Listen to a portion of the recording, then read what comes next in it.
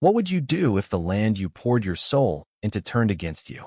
My name is John Harper, and my 500-acre Montana ranch was my life until Karen showed up.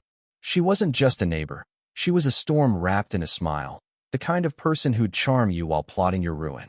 I didn't see it coming, not until the sheriff's cuffs clicked around my wrists on my own porch, her accusations ringing in my ears.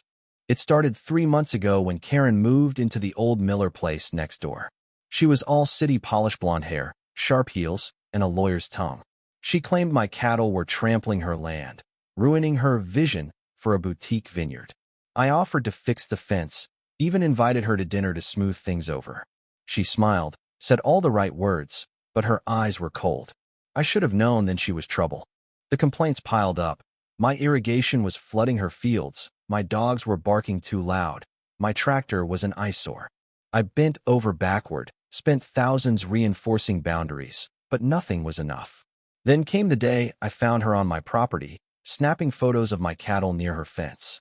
Evidence, she called it, smirking. That night, I caught her cutting my barbed wire, letting my herd wander onto her land. I confronted her, kept my cool, but she screamed trespassing and called the sheriff.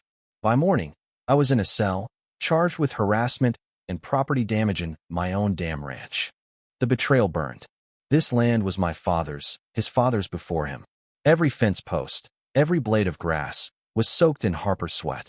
Karen thought she could break me, that I'd sell out to her developer's friends. She didn't know me at all.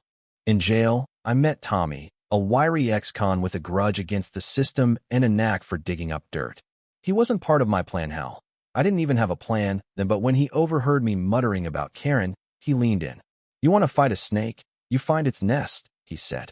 He'd worked for a surveyor years back and knew how to trace property records. For a pack of smokes and a promise of work, he offered to help. That was the twist I didn't see coming, the spark that lit the fire. Tommy dug deep. Karen wasn't just a nuisance. She was a cog in a bigger machine. Her vineyard was a front for a real estate syndicate looking to flip rural land for resorts.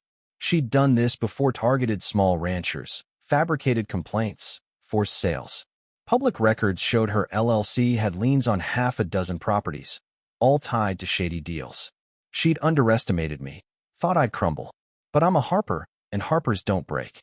Out on bail, I played her game. I apologized publicly, invited her to a community meeting at the town hall. She showed up, smug, expecting me to grovel. Instead, I projected Tommy's findings on a screen, her company's paper trail, emails linking her to developers, even a recorded call where she bragged about running the hick off his land. The room went silent, then erupted. Neighbors I'd known my whole life, folks who'd faced their own pressures to sell, stood with me. Karen's face drained of color as the crowd turned. But I wasn't done.